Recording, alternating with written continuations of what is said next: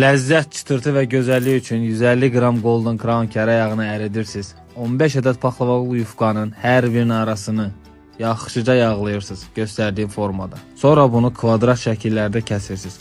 Kəsdikdən sonra üçbucaq bir formaya salın və podnosa yerləşdirin. Sonra üzərini yağlayıb əvvəlcədən 180 dərəcədə qızdırılmış sobaya qoyun bişsin. Kremi hazırlamaq üçün kəsmik, qaymaq, qatılaşdırılmış südü əlavə edib yaxşıca qarışdırırsınız. Üzəri tam qızardıqdan sonra sobadan götürürsünüz. Səsi yəqin ki eşitdiniz. Dərhal götürən kimi üzərinə soyulmuş şərbəti əlavə edirsiniz. Şərbəti canına çəkdikdən sonra artıq kremi əlavə edə bilərsiniz. Kremi bu formada əlavə etdikdən sonra keçirilmiş fıstığa batırırsınız. Hər tərəfini yaxşıca fıstığa batırdıqdan sonra servis eləməyə demək olar ki hazırdır. O qədər ləzzətli alınır ki, İndiyə qədər hazırlamadığınıza görə məyus ola bilərsiniz. Amma olmaya ehtiyac yoxdur. Mən artıq videonu paylaşmışam. Save eləyib daim hazırlaya bilərsiniz. Çox ləzzətli bir şirniyyat alınır. Yəni bunun reseptini sizdən 100% istəyəcəklər. Hazırlayacaq olanlara əvvəlcədən nuş olsun. Bu sadə və ləzzətli yeməyi gəlin hazırlayaq. Kartofu rəndədən qəşəngcə keçirdikdən sonra yaxşıca sıxıb suyunu çıxardırıq. Üzərinə Holland pendiri rəndələyirik, şüyüd, 2 dənə yumurta, duz və istiot əlavə edib yaxşıca qarışdırırıq. Dəmir listin üzərinə yağlı kağızı səririk, üzərinə bu qarışımı hər yerinə yayırıq, düzbucaqlı formada olsa daha yaxşı olar. Əvvəlcədən 180 dərəcədə qızdırılmış sobaya üzəri qızarana kimi bişməyə qoyuruq.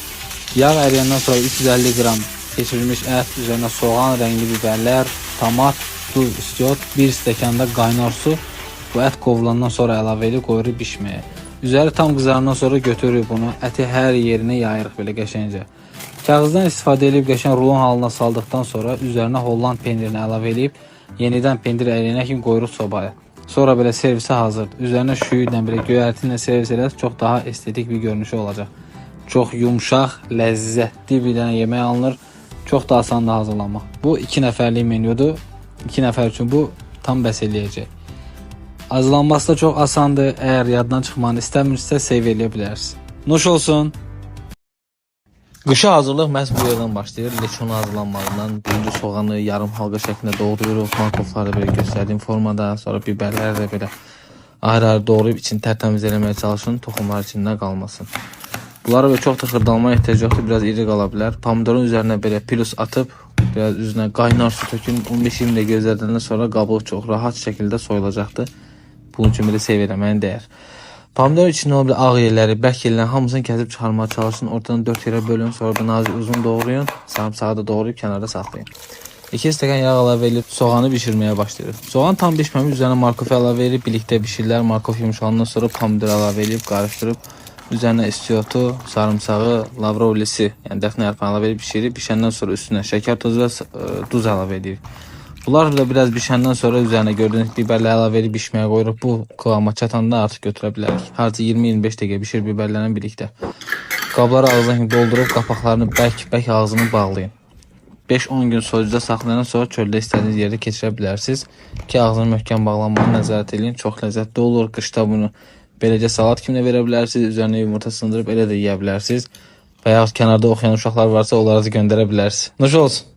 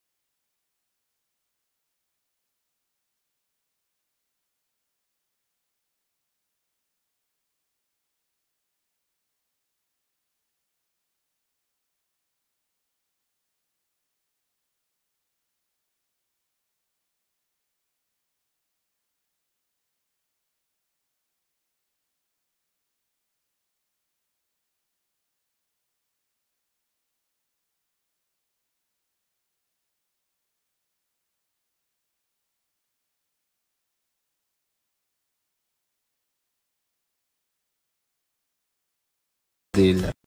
Avarca xal edilən tərkibindəki minerallar saymaqla bitən çox ləzzətli bir göyərtini bişirmanı sizə göstərirəm. Əvvəlcə yaxşıca bunu yuyuruq, tərkibində qumbrə çox olur. Sonra bir qazanın içine bir az su töküb əllə basanın üstünə çıxan qədər olsa bəsdir. Qaynadandan sonra belə əzib baxırsınız, tam belə əriyirsə, deməli hazırdır. Biraz kənarda gözəl soyudandan sonra əllə sıxıb belə tam suyunu çıxardırıb 2 dənə yumurta topa ilə qoyuruq kənara.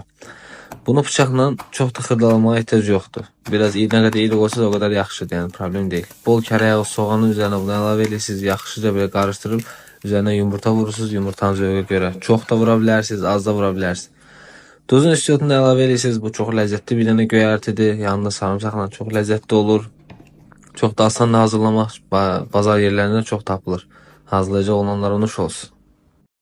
Səhv görmürsünüz, bəli, kül tökürəm bunun içinə.